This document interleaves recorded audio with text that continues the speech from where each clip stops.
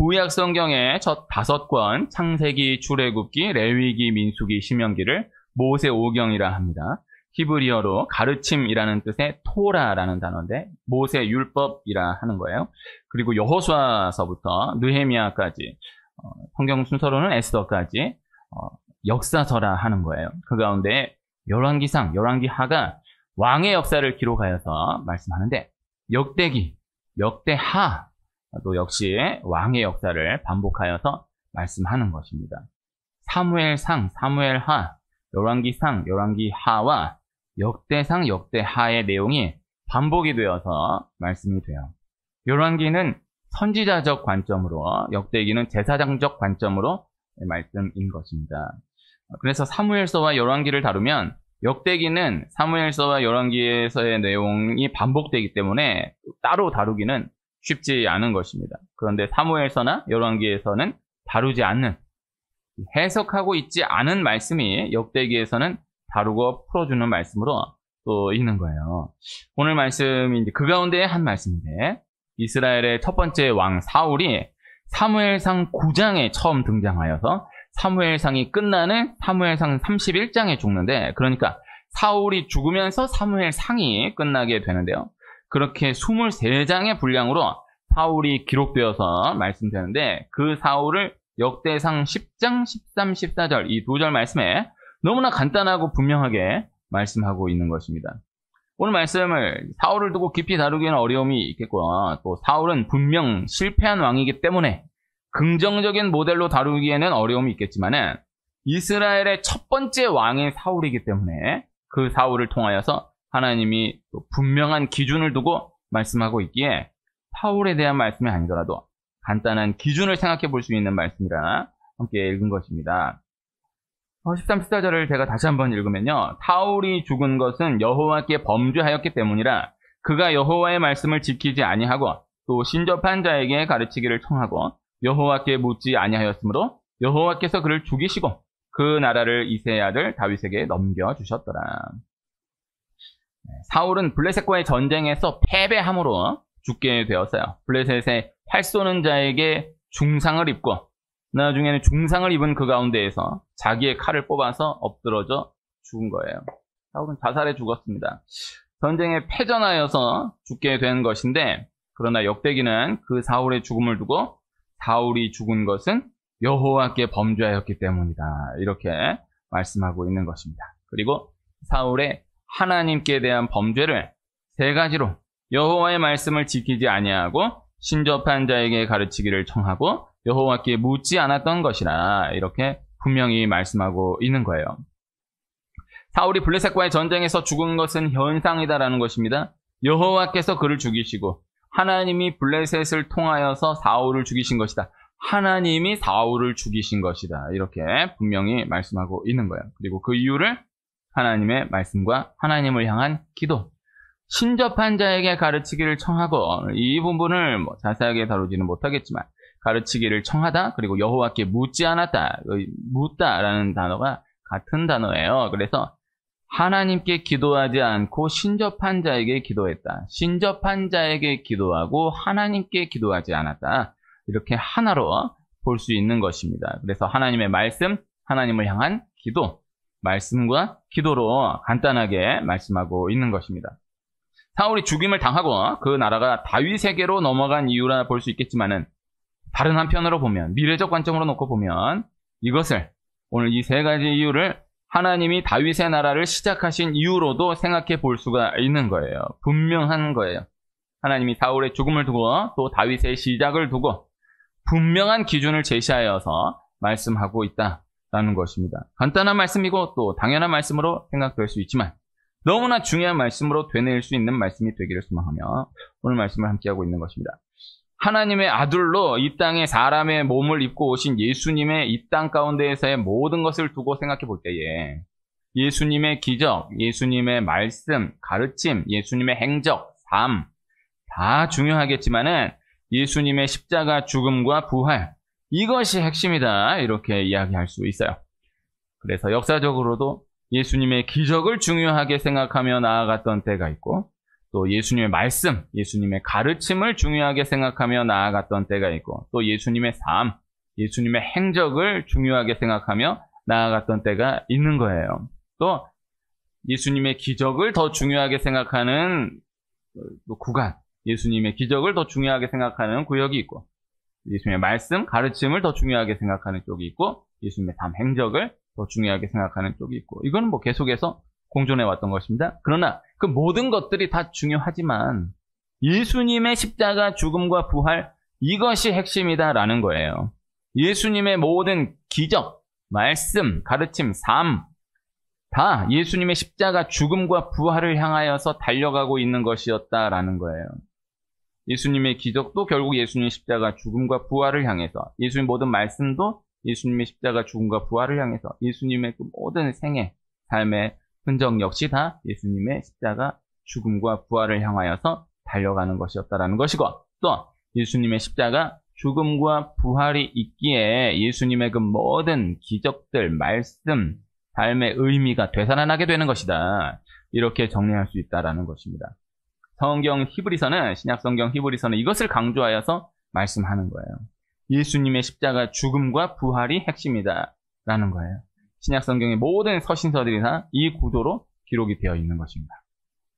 서신서 말씀들이 다 바울 서신, 그리고 일반 서신, 히브리서, 저자를 알 수 없는 히브리서도 마찬가지로 전반부는 교리, 예수님을 믿는다라는 것, 교리에 대한 말씀, 그리고 후반부는 윤리, 생활, 이에 대한 말씀, 적용으로서의 말씀은 후반부 윤리, 생활 말씀이 더 와닿을 수 있을지 모르지만요. 그러나 전반부 교리 말씀이 실제 말씀의 축이다, 근간이다라는 것을 기억해야 해요. 그래서 신약성경 서신서를 읽을 때에는 전반부 말씀이 한편으로 보면 더 재미없을 수 있고 어려울 수 있고, 후반부 말씀이 더 쉽고 더 적용적으로 느껴질 수 있는데, 그러나 전반부 교리 말씀이 근간이다, 근본이다, 본 말씀이다, 이것을 기억해야 한다라는 거죠. 이와 같은 원리로 교회는 구제, 교육, 교제, 이러한 모든 것들이 다 중요하겠지만은, 그러나 기도, 말씀, 이것이 핵심이다라는 거예요. 이것이 본질이다라는 거예요. 이 교회의 구제, 교육, 교제 등을 비롯한 모든 것들은 기도와 말씀을 위한 것이다라는 것이고요. 또 기도와 말씀이 계속되기에 구제, 교육, 교제 등의 모든 것들의 의미가 있는 것이고, 또 그 모든 것들을 지속해 갈 수 있는 것이다. 이렇게 정리할 수 있다라는 것입니다. 일본의 기독교는 작은 예수를 표방해요. 예수님과 같이 살아가는 것, 예수님을 닮아가는 것, 이것을 강조하는 거예요. 그러하기 때문에 일본 기독교는 능력이 없는 거예요. 엄밀히 말하면 일본 기독교는 능력이 없다라기보다는 일본은 기독교가 없었던 것이고, 지금도 일본의 기독교는 없는 거예요. 우리나라가 일본의 기독교와 같이 나아가려 하는 것은 너무나 위험한 것이고 어리석은 거예요. 이번에 지난 주간에 신문에서 본 것으로 일본 역사에 가장 유명했던 목사님의 그 일기장의 내용이 드러나면서 이 일본 기독교의 한계가 더 드러났다라는 생각을 해요. 그 이야기를 뭐 구체적으로 나누기 또 그렇지만, 저는 그분을 그렇게 추앙하는 그 흐름 자체가 바른 흐름이다라고 생각되지 않았었습니다. 이번에 증거됐다라고 생각합니다. 아닌 거예요. 다 실체가 드러나는 거예요. 다 반드시 시간이 지나면 드러나는 거예요. 그래서 세상이 교회를 향해서 무엇라 말하는가, 이것이 안 중요하다라고 말하기는 어렵겠지만은 자꾸 너무 그에 초점을 맞추어서 나아가는 것은 위험한 것이다 라는 것입니다. 세상이 교회를 향해 질책을 할 때에, 예수님 안 믿는 사람이 예수님을 믿는 사람을 두고 질책할 때에, 꾸중할 때에, 너 예수님 믿는다는 사람이 왜 그러고 사냐? 너 예수님 믿는다는 사람이 왜 그런 말해? 너 예수님 믿는 사람이 왜 그런 행동해? 이렇게 공격하지, 세상이 교회를 향해서, 예수님 믿는 사람을 향해서 너 예수님 믿는다는 사람이 왜 이렇게 기도를 안 해? 너 왜 예수님 믿는다는 사람이 왜 이렇게 말씀을 안 붙드니? 왜 이렇게 교회를 잘 안 나가니? 이런 얘기 안 해요. 이게 당연하고 간단한 얘기 같지만 중요한 핵심이에요. 세상이 교회를 향해서 질책하는 그 질책은 본질이 될 수 없다라는 거예요. 히딩크 감독이 우리나라 축구팀을 맡게 되었을 때 벌써 20년이 넘어버렸는데, 우리나라는 우리나라를 두고 우리는 체력이 강한데 기술이 없다, 개인기가 부족하다, 조직력이 없다, 이렇게 진단했었던 거예요. 그런데 히딩크가 우리나라 축구팀 감독을 딱 맡고 나서 한 말이, 대한민국 대표팀 이 정도면은 기술이 뛰어나다, 조직력도 훌륭하다, 그러나 대한민국 대표팀은 체력이 없다라는 거예요. 그래서 계속해서 체력만 훈련하도록 했다라는 거예요. 그래서 월드컵이 다가온 그 직전까지도 체력만 계속해서 훈련했다는 거예요. 그래서 그때 얼마나 욕을 많이 먹었는지 몰라요.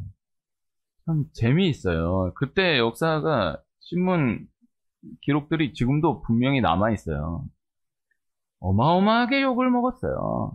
그러나 전혀 흔들리지 않는 거예요. 그리고 끝까지 그 기조를 흔들지 않고 밀고 나가는 거예요.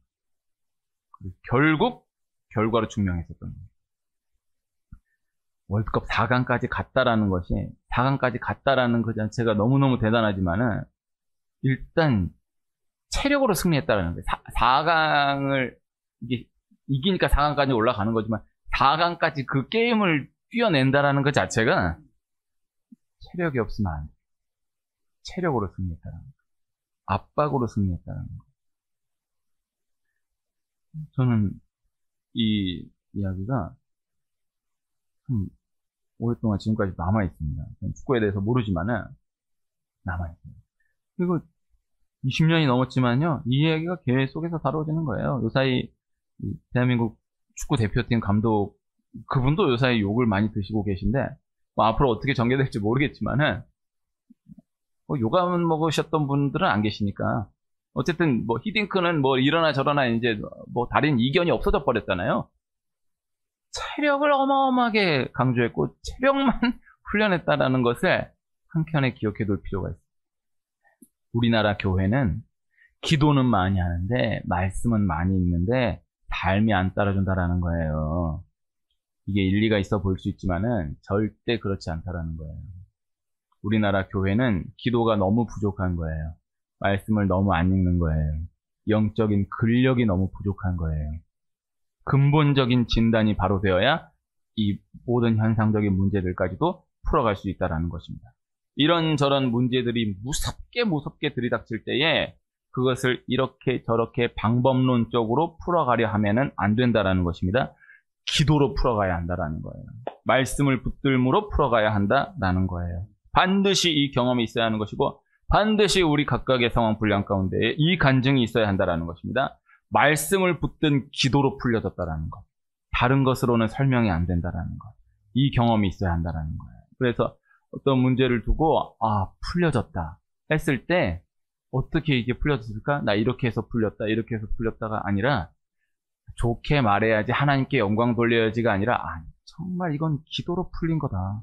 정말 내가 하나님 앞에 기도로 나아감으로 하나님께서 직접 풀어주신 것이다 라고 고백할 수밖에 없는 그러한 간증들이 늘어가야 한다는 거예요.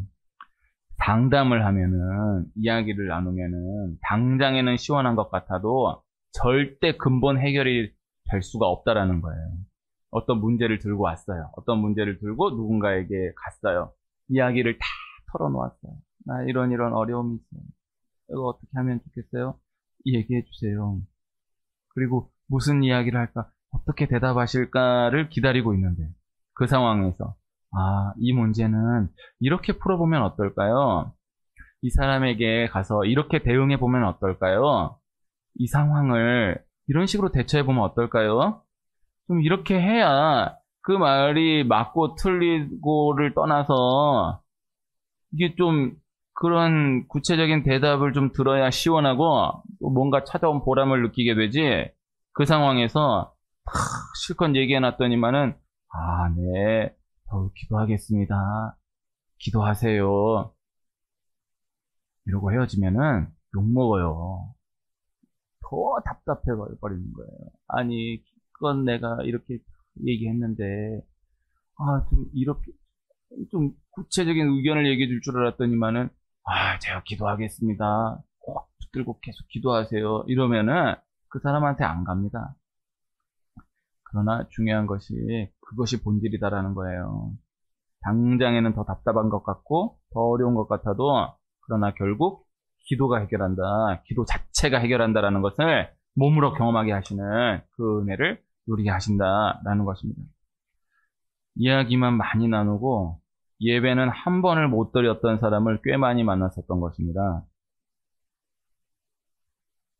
그게 그렇게 풀리잖아요. 근데 이제 적용적으로 우리가 생각을 해보면, 우리 예수님 믿는 사람의 입장에서 생각을 해보면은, 그러면 안 되지만은, 예를 들어서, 절에 갔어요. 절에 가면 안 되지만, 절에 갔어요. 예를 들어서. 절에 갔는데, 스님이 계신 거예요. 그래서 스님을 만나가지고, 이런저런 이야기를 나눴어요. 스님, 저는 이런 어려움이 있어요. 이런 참 어려움, 힘든 일들이 있어요. 그럼 좀, 스님분들은 제가 스님을 상대해 본 적은 없지만 이게 느낌이 그래도 부드럽지 않습니까? 그러냐고 이렇게 좀 물어보면 어떠냐고. 그새 법륜 스님, 해민 스님이 그때 무슨 뭐 하나 이슈가 터졌었는데 그 이후로 어떻게 됐는지 제가 못 찾아봤는데 그런 유명한 스님들이 이런 대담 이런 거 많이 하시잖아요. 장안동에 있을 때 제가 가볼까 하다 가보지는 못했는데 법륜 스님이었나, 해민 스님이었나, 유명한 스님이 그 동대문구 구청 대강당에서 강연을 하신다라는 거예요. 아주 그냥 인기가 어마어마한 거예요. 그럼 가서 이제 얘기하고 그러면 질문하고 답도 해주고 그래요. 거기서 근데 내가 몇 개 본 것만도 저는 교회를 다니는데 천국이 있을까요? 저는 교회를 열심히 다니는데 요사이 기도가 안 나와요. 어떻게 하면 그거를 보고 야 정말 해대도 너무한다. 어떻게 저러냐. 그 또 스님은 또 대답을 해줘. 거기에 대해서 이렇다 저렇다를 당황하시지 않고 아니 그런 걸 왜 저한테 물어서 이러시지도 않더라고요. 다 대답을 해주시더라고요. 내가 보고 참 가관이다 진짜. 그런 생각을 했어요. 근데 뭘 얘기하려는 거냐면요. 그러면 안 돼. 그러면 안 되는데, 그래도 예를 들어서 절에 갔어요. 스님이 계셔. 스님이 계시니까, 좀 너무 어렵고 힘드니까, 막 죽을 것 같으니까 그 문제 하나 내어가지고, 이거 좀 어떻게 하면 좋겠어요. 이렇게 얘기 나누는. 스님이, 이렇게, 저는 이렇게 생각하는데, 이렇게 한번 해보면 어떨까요? 이러면 이렇게 부드럽게 좀 얘기가 되잖아요? 그런데, 절에 가서 실제 불공을 드린다? 이건 전혀 다른 거예요. 절에 가서 스님이 거기 계시길래 이렇게 얘기도 나눠보고 또 말씀도 들어보고 그럼 그럴 수 있어요. 그런데 절에 가서 불공을 한번 드려보시죠. 이렇게 나아간다? 네, 몰라. 그러니까 예를 들어보는 거예요. 이거는 전혀 다른 거예요. 제가 제 분량에서 그 경험이 많았던 거예요. 교회에 왔어요. 너무 힘드니까 죽을 것 같으니까 교회에 왔어. 목사라고 하는 사람이니까 한번 얘기라도 들어보려고 나 지금 이런 들어보면은 아직도 나눌 수 없는 이런 일도 있나 싶은 얘기들이 많아요. 그럼 내가 내 경험으로 좀 좋은 예는 아니지만은 그런 생각을 해봤어요. 지난 시간들이 참 술집 여자와 같은 삶을 살았다라는 생각을 해봤어요. 술집 여자를 신뢰해가지고 술집 여자를 믿고 그분에게서 어떤 대답을 듣고자 이야기하는 게 아니고 너무 죽을 것 같으니까 얘는 아무것도 아니니까 그냥 얘기하는 거야. 나 참 그런 경험이 많았다라는 생각을 정리를 해봐요. 그렇게 얘기하는 거야. 내 대답. 근데 그래도 뭐라도 대답을 해주길 바래. 내가 술집에 가서 술집 여자한테 나 힘든 얘기 이런 걸 해본 적은 없지만 어쨌든 얘기를 한다 그러면은 뭐라도 그거를 참고하고 그렇게 해보겠다는 건 아니지만 뭐라도 얘기를 들어보기를 바라는 거야. 근데 교회에 왔어요. 그래서 나 이런 어려움이 있어요. 그 얘기를 나눴어요. 얘기했어요. 그러나 교회에 가서 예배 드린다. 교회에 가서 기도한다. 말씀을 듣는다. 이런 대화가 아니라 하나님의 말씀으로 말씀을 듣는다. 찬양을 드린다. 이건 전혀 다른 거예요. 영적으로 봐야 되는 거예요. 마귀가 이야기 나누고 상담하고 또 어떤 프로그램하고 이런 건 다 봐줘요. 유튜브 들어가서 이런 것도 들어보고 이것도 들어보고 이거 다 봐줘. 다 해. 그러나 교회 간다? 교회에 가서 그 공간에서 예배를 드린다? 기도한다? 말씀을 듣는다? 찬양을 드린다? 이건 절대 그냥 두지 않는 거예요. 이거를 영적인 원리로 기억해야 되는 거예요. 이게 다 돼. 다 되지만은 기도, 말씀으로 들어간다? 영적인 방향으로 들어간다? 이건 전혀 다른 거예요. 기도와 말씀의 중요한 특징을 생각해 놓고 보면요. 안 보인다라는 거예요.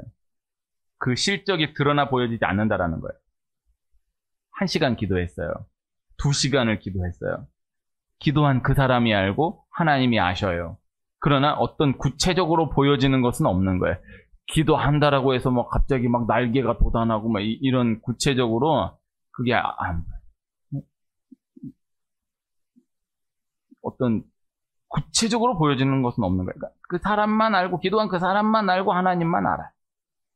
말씀을 1시간을 읽었어요. 2시간을 읽었어요. 역시 말씀을 읽은 그 사람이 알고 하나님이 아시겠지만은 말씀을 읽은 그 자체로 인한 어떤 구체적인 보여짐이 있다? 이렇게는 이야기하기가 어려워요.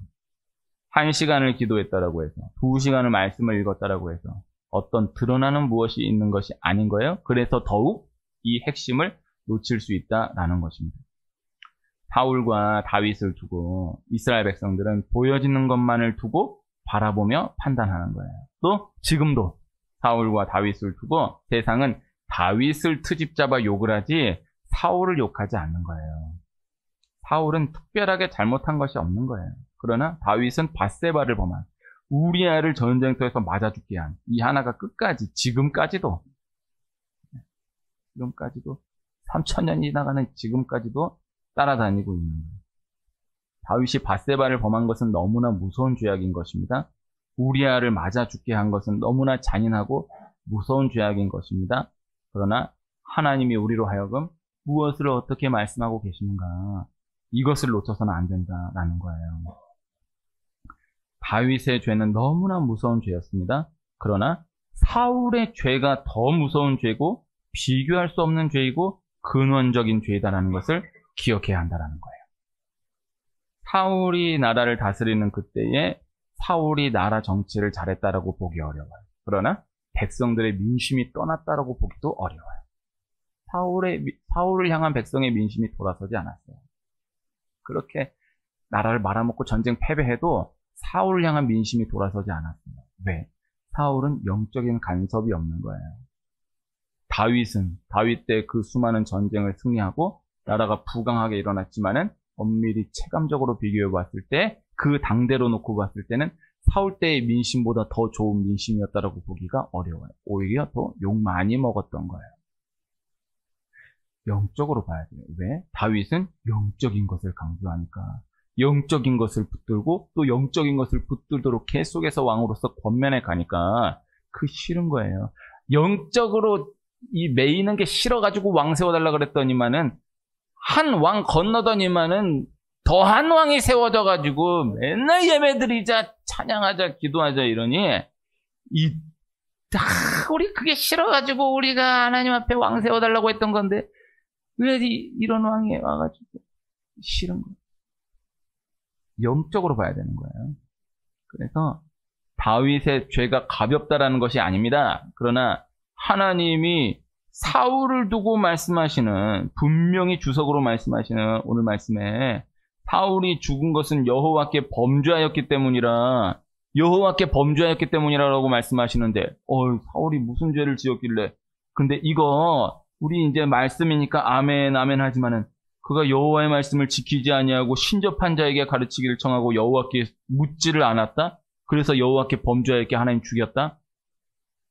이거 실제 적용적으로 들어가면 쉽지 않습니다. 이거를 구체적으로 믿고 받아들이고 붙들고 전진한 우리가 될 수 있기를 소원해요. 기도를 쉬는 죄가 무서운 죄이고 말씀을 놓치는 죄가 무서운 죄이고 영적인 죄가 무서운 죄이다라는 것을, 근원적인 죄이다라는 것을 반드시 기억해야 하는 거예요. 오늘 말씀에 여호와의 말씀을 지키지 아니하라고 되어 있는데 이 지키다라는 것이 준행하다, 준수하다, 그러니까 그대로 행동하다라는 뜻도 없지 않지만은 말씀을 지키는 거예요. 말씀을 붙드는 거예요. 말씀을 지켜내. 말씀대로 행한다. 이 뜻 없지 않지만은 말씀을 귀하게 여기는 거예요. 말씀을 지키는, 말씀을 수호하는 거예요. 사울은 말씀을 총홀히 여기는 거예요. 영적인 죄를 너무 우습게 여기는 거예요. 하나님이 너 갖다 버렸다라고 했는데도 하나님이 버렸다라는 게 중요하지가 않아. 백성이 나를 어떻게 바라보는지가 중요하지, 하나님이 버렸다고 대놓고 찍어 얘기하는데도 그거에 대해서 전혀 요만큼도 흔들림이 없어.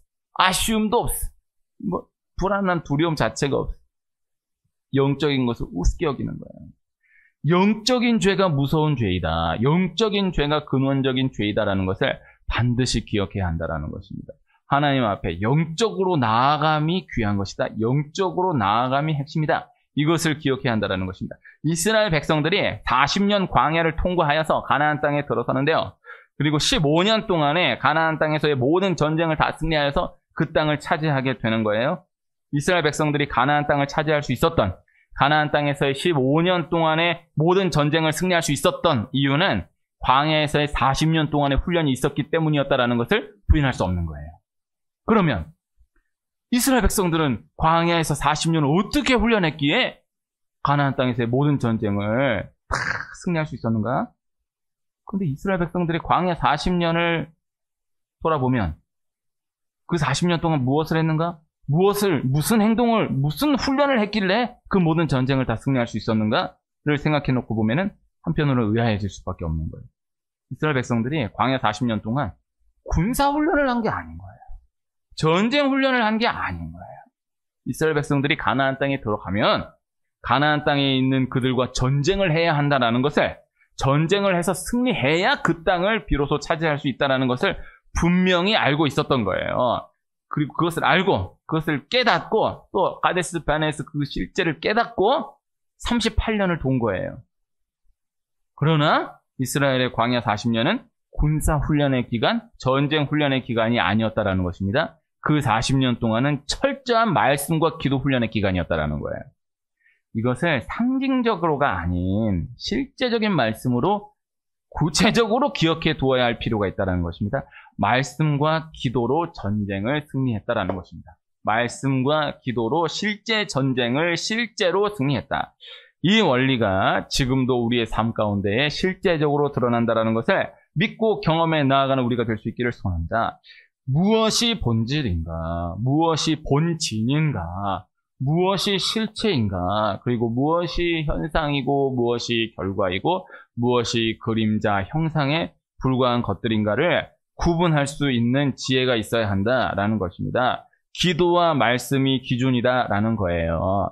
열흘 동안 온전히 기도 하나에만 전념함으로 성령이 오시사 초대교회가 실제적으로 시작되게 되었고, 또 사도들이 많은 갈등 가운데에 온전히 기도와 말씀에만 전념함으로 초대교회의 역사가 확장되게 되었다라는 것을 기억해야 한다라는 것입니다. 단순한 원리는 사울, 다윗의 시대 때나 사도들의 시대 때나 또 지금 이때나 동일하게 이어지는 거예요. 이 단순한 원리가 다시 단순하게 기억됨으로 실제적인 승리를 이어나가는 우리가 될 수 있기를 소원합니다.